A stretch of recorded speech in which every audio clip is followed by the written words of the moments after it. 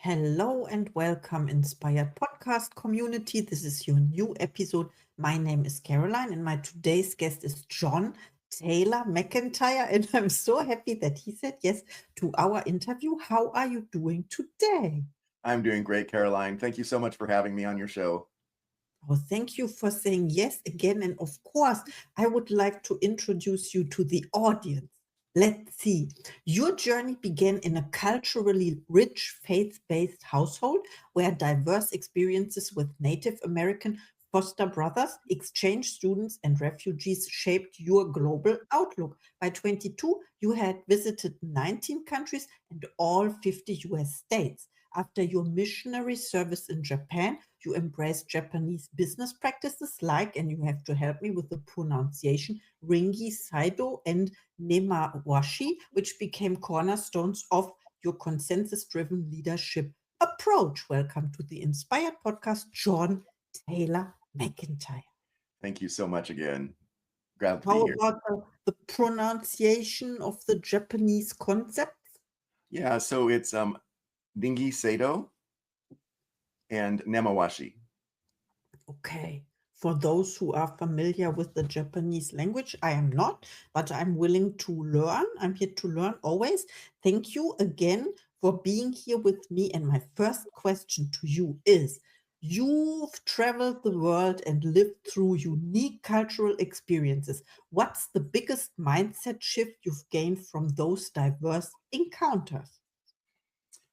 Well, whether it's a mind shift or not, because I had all these different people in my home from an early childhood. So to me, the fact that everybody was different and diverse was just normal.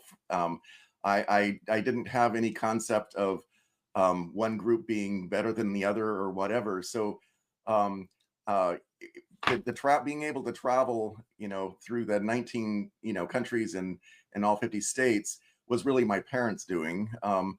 They just they we would travel 1 year in the U.S. and 1 year abroad, the next year abroad, and so we did that, quite frequently, and that actually helped me understand the value of actually learning from other people and learning from other cultures, and just the beauty of it, the fact that everybody's different. My belief is that everybody's on this earth for a purpose, and we all have a piece of the puzzle of life, and so we need to figure out how our puzzle fits in, and we need to help it fit in. But what I do right now is I help leaders actually provide margin around their people, in their puzzle piece, so they can not just grow into it, but they can learn and grow as a result of that enablement and that empowerment. Wow, I understand, and I like that so much what you did because I have a similar goal, so to say, and I started this podcast. So I travel first by doing the podcast in, I think it's over 50 countries. I think, I'm not sure, and also the 50 states. Of course, it's on my bucket list, so to say. So I'm very inspired by what you did in real or on the physical, not on the virtual side. So this is my goal. And what you said about expanding, you said growing into that, grow your puzzle piece, so to say, and make a bigger impact. I would say, yes, expand is the word I wanted to add to this. Yeah, Yeah, because expand is a it's like great the word. Yeah, universe, expanding, absolutely. right? Yes. Absolutely. So My fun. father Mhm. would tell me, don't let your education interfere with your education. So I had a lot of extracurricular things that I did when I was growing up. And I was always concerned about school. And he says, well, you can always do that assignment later. You can always retake the test or whatever. But these certain activities that you're doing, you'll never be able to do them again. And at this time. So don't let your education interfere with your education is really something that's really hit home to me, and I think that's something that if everybody understood that, and especially the education systems in our different countries and everything understood that, then I think we would have more vibrant activities going on and people being able to actually become themselves more, and that's my goal. It's a great concept. I never heard of this before, but it makes totally sense. And I can tell you, there is like a battle going on, and people say like you don't need a formal education, or then the other people feel bad about because they have those degrees, but then they are told that you are not successful in your life, and then it leads to you have to buy this coaching, right? So this is the personal development world, but we forget the aspect of the outside education, the real life education, what you were mentioning, by traveling or experiencing diverse cultures. I'm so grateful to meet someone someone like me, so open-minded and traveling the world as well. So I have another question for you, of course. How can leaders apply Japanese business practices like Ringi Saido to make smarter decisions and build stronger teams? Let me explain. Let me explain Nemawashi first, and then we'll go into Ringi Saido. So Nemawashi was a technical term at first, and it was for gardeners. So these are the bonsai masters, the people who are clipping the trees, the bonsai trees, and making them really beautiful. This asymmetric beauty. Well, they don't just do stuff on the outside to make it beautiful. They actually do stuff with the roots. So ne means roots, and mawasu means to dig around the roots. So to get it to have air, to give it space, and to allow it to grow and further develop. So what they do is they'll actually, before they transplant that plant from one pot to another pot or a plot of land, they will take soil from the new place, put it in with the old, and then they let it ruminate. So they let it just sit there for a while. And once it's actually, when they feel like it's ready, then they'll go ahead and make the transplantation, but it makes the transplantation less traumatic for the plant. Well, it's not just a technical term, it's become a cultural term for the Japanese. And basically, digging around the roots means, you're preparing the groundwork for a discussion, for something that you're going to go forward with. So with that mindset, as one of the first implementations of consensus building in Japan, then you go into Ringi Saido. And what Ringi is like a circle, okay? And Saido means system. And so you have the circular system. So at the top of this circle, you have the CEO or the shacho, and that's what they're called. And this person is not like Americans. Americans do top-down decision making, and I found that doesn't work very well for people. That oftentimes there's lots of miscommunication, misunderstandings, because what the person at the top is thinking and what the people at the bottom or on different levels are thinking may be completely different because the languages they speak are different. So what happens is that let's say that somebody on the factory floor has an idea because there's some problem, something's not working, timing's not right, people aren't in right places. So they come up with a solution and they'll talk to their manager here, it's a middle manager, and then that manager says, hey, that sounds pretty good. They do a little bit of fine tuning. And then this manager talks to a manager over here whose group actually needs to work with this other group. And then they have this consensus going around, and they determine, hey, this makes sense. They all put in their input. And then finally, they have what's called a ringi show. And the show is paper. It's a document. And they come up with the ringi show, and it goes up to the shacho. He puts his hanko, his stamp on it. And then all of a sudden, everybody just moves as fast as possible. So it takes a little bit more time than the Western way of doing decision making, but the output is much greater. And that's why the Japanese and a lot of people who do like Kaizen, continual improvement, these are all consensus building activities. So that's why this has been such an influential thing for me in regards to understanding how you deal with that community and how you get them to be on the same page. Yes, I understand. And thank you so much for explaining. It has also to do with your view on the world. So to say that everyone is here for a purpose, and there is no, I would say, about hierarchy or something. You know what I want to say? It's not Yeah, my mother language, but my purpose is to do this that's the perfect podcast word for now. that. Thank you. Yes, thank you. Thank you. No, it is like, because you explained it before, that you due to your experience, you don't see those differences, or some people are better than others. Everyone is here for a purpose and serves this purpose, and this is why you can see this. what you explained about the circle, and then the CEO is there, and it is only in our minds that there are levels, or I know there are levels of awareness. We can study this as well, but you helping the companies, I understand the concept how you are doing this. And about the what you said about the roots, it reminds me, when you when you set fishes in another, I don't know how the word, container or so, then you have also to take the water from the old one to the new one, that they don't die or so. And when the farmer prepares the soil for planting something in how's the word, in spring? Yes, in spring. Then he has to. It's also like, I don't know the word. There's a Yeah, word. yeah, they need to deal with the roots. They got to break the roots up so that they can actually spread out and grow. Yeah, and enrich with oxygen.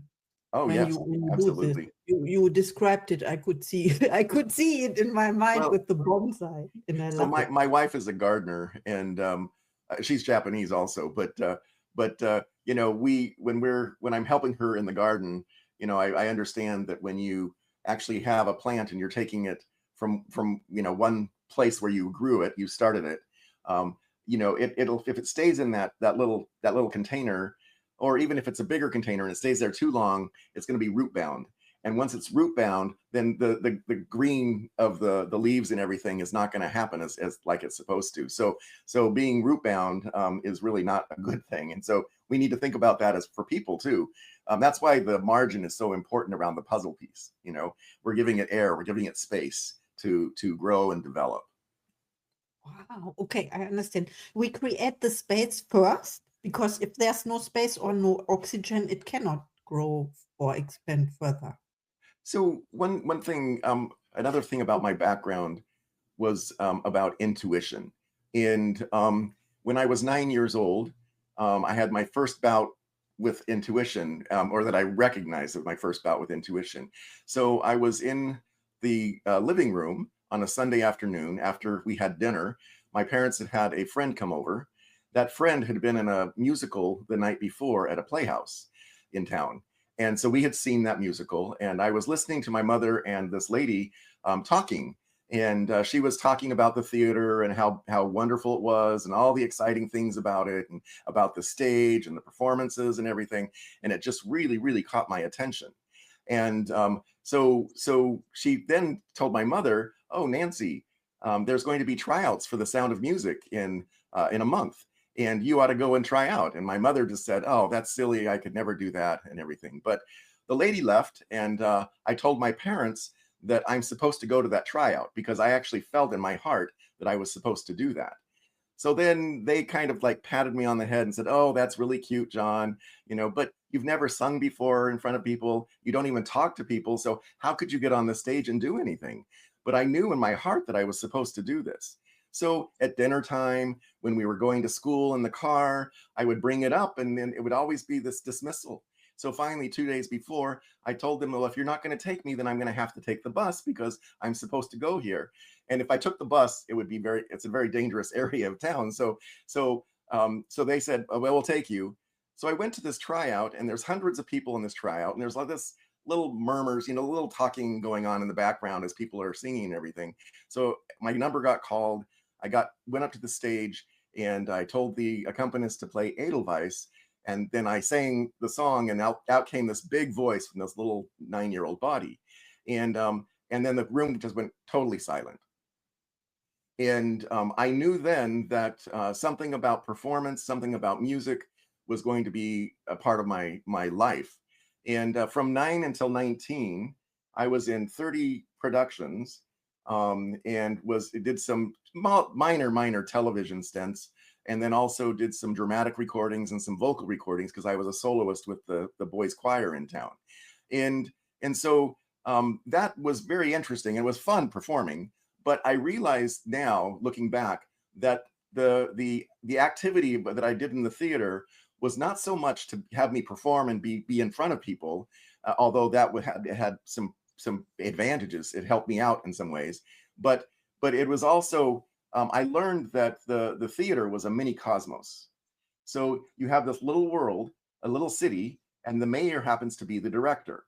And the director then has all these people in there, and people think that the stars of the program are the ones that they're going to see. But I soon learned that that everybody on that team was important. So everybody had a part. The people in the sound, the lights, the people who created the sets, the people who wrote the scripts, the people who did the music, all the performers, and even the people who sweep the brooms, sweep the stage, they were all important. And so I recognized that everybody had a place, and that we needed to make sure that everybody was able to do their part. So that, along with the cultural type aspects, understanding this community type thing helped me understand that all these things are important. So with that, I created what was called the sync system. And this is synchronize yourself naturally within your community, SYNC. And the synchronized part talks about the consensus building. It also talks about how you break the curse of Babel. So we may be in our own household, and we may actually, even different people in our household, they speak different languages. They have their own way of talking. Well, that's the same way within a company. You've got the accounting speaks different than marketing, that speaks different than the technical people in the research or the development side. Anyway, you need to get everybody on the same page. And then you need to understand those orbs of influence and how you relate to each other. And so anyway, that theater concept really helped me kind of pull things together and help guide me throughout my career and how I was doing my jobs and also leading my teams as I was going forward. Wow, thank you so much for sharing. I'm impressed now, and I and Well, I you don't need to learned be more. impressed. It's just that that's where my thinking came from very, very young. And the idea that, first of all, intuition, I think, is still part of each person. And we need to understand that that's part of the naturalized part of my sync system. You need to understand, how you deal with others. Um, uh, and so there's a lot of different components in the naturalized part, including intuition. But like the Koreans, they have a thing called nunchi. And what nunchi is that the Koreans are very good at this. They go into a boardroom or they go into a networking event, and they can actually figure out how they fit in, okay, or don't, okay. And then they'll figure out, what they want to do, and they'll figure out how they come to that point. And so you need to like look at your surroundings and see how people are receiving you or how you're receiving others, and that will help you out. Wow, what a great answer. Thank you so much. And I wanted to ask you, what if people don't have the awareness yet that you have about this orchestra, so to say, and the conductor, and if they don't feel that they belong, when I'm in the theater or so, and I don't see my role, but I am important, as you mentioned, what can I do? That's a very, very good question, and I think a lot of people have that, and I've had that in my own career.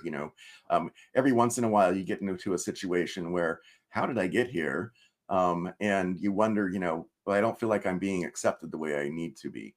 I'll just tell a story that I worked at the University of Illinois for 12 and a half years, and I was, one of the better workers, the harder workers, and I produced a lot for them in regards to the type of work that I was doing. It's called technology transfer. So it's taking these research ideas and taking them out to the world so they can become products and services. So if you look at your smartphone, the GPS, the touch screen, those types of things came from universities and national laboratories. And that's what, the research that's funded by our national governments needs to actually do something that helps the people. So that was my job.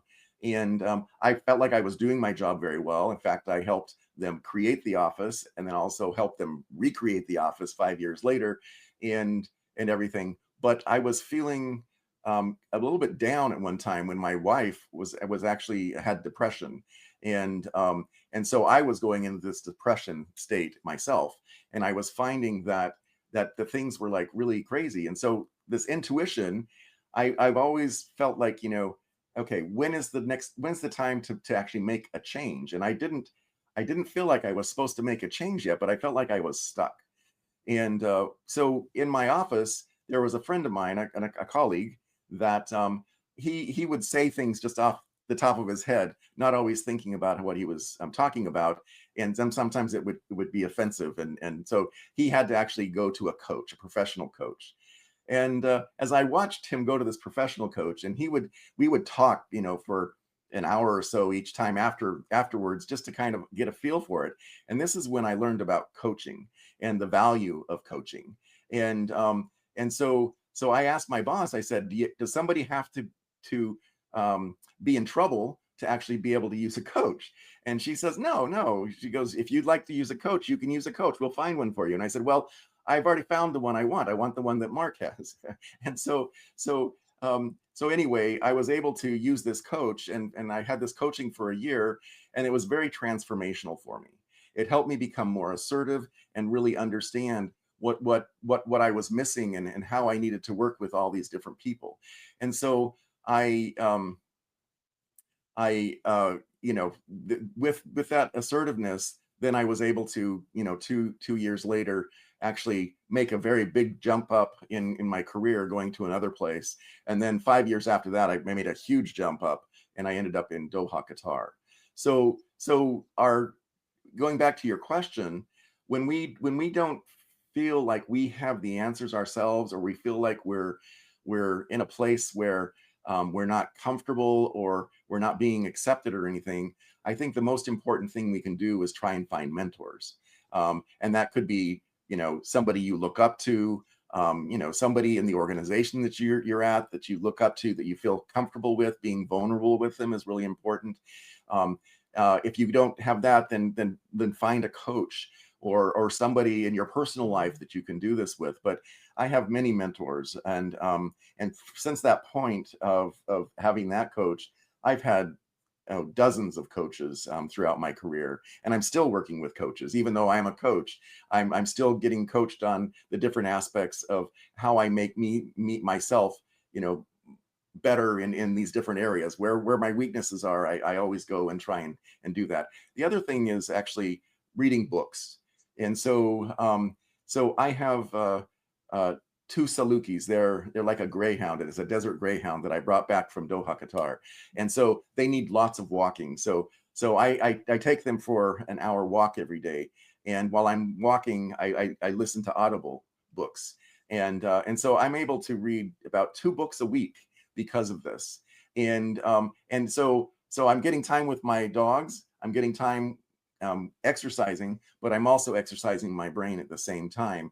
And when I'm doing that, I'm always listening to books that are going to be uplifting and that are going to help me get out of that little bind that I am in right now. And it may be something that I'm talking about with my coach or whatever, and augmenting that. But whatever we can do to help things go along, that helps us out. But also that understanding the need to research things when we have these questions, or we have these, what we think are intuition. Okay. We need to, if we keep on getting pinged, keep on getting that same message over and over again, look into it and start researching it, and then get it in your mind as to what it's actually meaning. And then you can actually go ahead and make decisions later. But that's the whole thing that we need to be doing is getting outside of ourselves by having mentors, coaches, getting outside knowledge to help us solve our problems, but always questioning where we're at and trying to figure out where we want to go. Wow, that's so true. Thank you so much. And it feels like you answered 2 questions in one. The first was like, when I don't feel like I belong, how can I change this? And your answer was get a coach or mentor.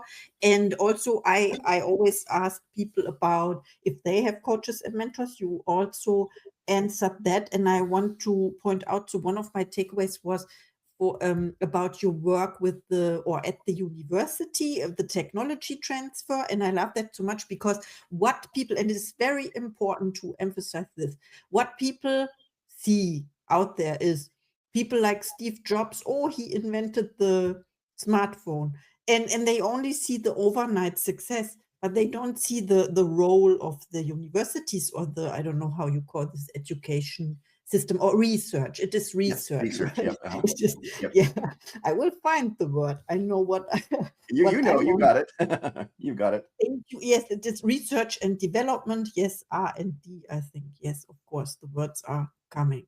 It's my second foreign language, so I have a good excuse. I learned French first. But no, I do this podcast to train myself as well. So Well, this you're is doing my awesome.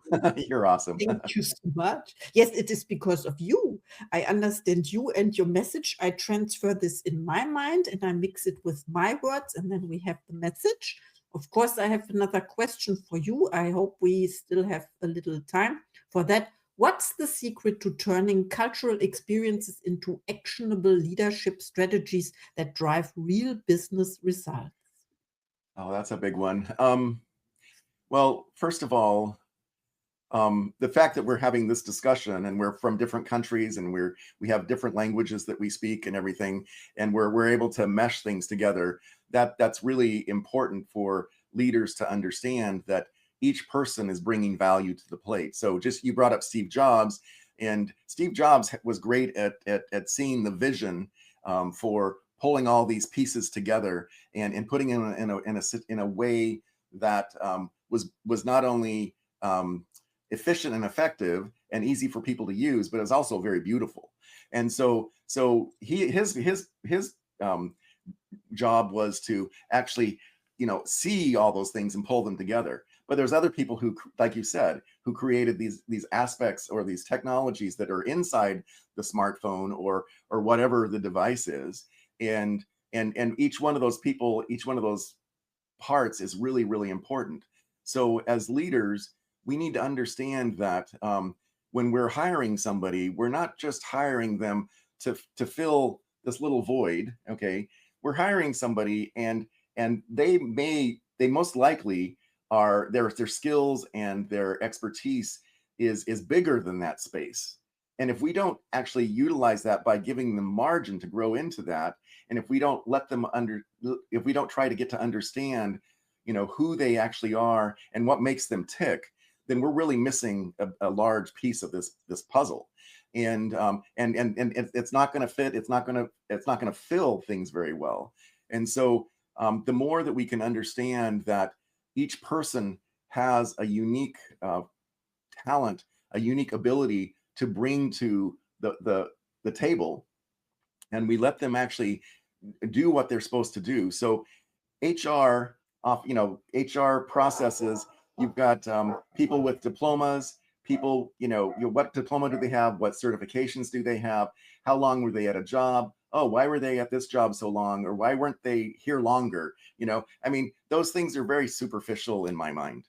What's more important is really, what is the personality of that person? What makes them tick? What makes them want to do something? And so if leaders can actually pull that stuff together and let them be allowed to talk about the mission and the vision of the company and get buy-in on that, then this team is actually going to move forward like Apple has done, with the same with everybody in lockstep. They're working together, they're marching together, they're all going down the path together, but they're energized because they've been allowed to fill that margin. They've been they've been appreciated for the things that they're bringing to the table. I think one other aspect of this is that we live in a global world right now, and I don't just mean that we're selling things, our services or our products to other countries, but it's even more so than ever that in every country there's other people coming in that are filling those blanks that need to be filled in, and we need to really celebrate the fact that they're bringing something in and not change them to our way, but augment what we're doing with bringing their talents and their abilities to show us what they can do and what they can add to the whole mix. Wow, what a great answer. Thank you so much. What I get from this is the greater vision. You mentioned Steve Jobs, and also the reason why people want to work at a company. It is the desire for a certain goal, and if the leader recognize this or identify this, then they can be coached or directed to the Absolutely. vision of the company. I would say yes. This is my summary for what you said, and I want to talk about your goals and intentions, and also, do you set goals for yourself, and what is one of your next projects? You mentioned a book, your book in the beginning. Yeah, so I have a book that's coming out. I have a chapter in a book that's coming out next week. And the book is called I Quit: How to Lose Your Job and Find Your Dream Career. So there's 19 thought leaders throughout the world that have come to put this book together. And my chapter is called The Intuitive Maverick: Navigating Career Transitions with the Sync Method. And so I go through and talk about how early on, after college, I thought I was going to get a particular job and everything, and I thought that my intuition was actually telling me that I needed to do this. But I really found out later, because I didn't get the job, and I was really depressed about that for a little bit. But I realized that my desires, what I thought my desires were actually getting in the way of what my intuition was actually telling me. Because I look back now, if I had taken that job initially, then I would have been on a completely different trajectory than where I was actually able to go. And to see where I am at right now, I see that all these different things that lined up to help create me who I am, have allowed me to actually be able to share myself and my vision with others to help them become more of what they are. And I think that everybody has this in them, although it is applied in different ways and everything. So that's what's exciting right now, is this book's coming out next on the 14th. And yeah, the book is again called I Quit: How to Lose Your Job and Find Your Dream Career. And all the proceeds for this book are actually going to go to the hurricane victims of Helene and Milton earlier, last year, at the late last year. And so that's another reason to buy the book, is just to help out people who are in need. Now we need to do something for the people in Los Angeles, but That's so true. I sent my prayers. I was supposed to have a podcast interview yesterday with a dear friend, and she said she lost her current house, but the house she lived in before also was burned down. Yes. So prayers are with them, and thank you for sharing all about your book. I want to know more, of course. I love what you do, and of course, I would like to know where people can find you when they want to reach out to you after listening to this episode. so my name is John Taylor McEntire. So on LinkedIn, which has a lot of information about me and my background, but also I post daily on LinkedIn, and I'm always giving really lots of information in regards to different ways that we can become better leaders, different ways that we can work as a community, different ways to naturalize ourselves into the community, and then how we actually synchronize things. So LinkedIn, John Taylor McEntire on LinkedIn, and then mutualprosperity.com is my company. And those are two ways that you can get a hold of me. Oh, please reach out to John. He's amazing. He shares his wisdom. I'm so impressed. I learned so much. Of course. Thank you, thank you, thank you for this interview. Congratulations on your book, of course. I love it. I love books. And now it's time for your final thoughts to the audience, please. So I guess my final thoughts are twofold. Don't let your education interfere with your education. So think outside the box. When we think outside the box, we become a more whole person, and we actually are able to find out what we're supposed to do. It's thinking outside the box that comes to the second thing, and that is to figure out what you're supposed to do by using your intuition. And you need to exercise your intuition to actually utilize it the best way. So if you can not let your education interfere with your education, thinking outside the box, and that allows you to have this intuition guide you. You'll be able to go further than you are. And I guess the fourth thing is, remember, mentors and coaches can help guide you along the way. They're not going to tell you what to do. They're going to help you find what you need to do. Wow. What an important message today. Thank you so much for our interview. Thank you so much. It was a And blast. see you. Oh, yes. And see you in the next episode.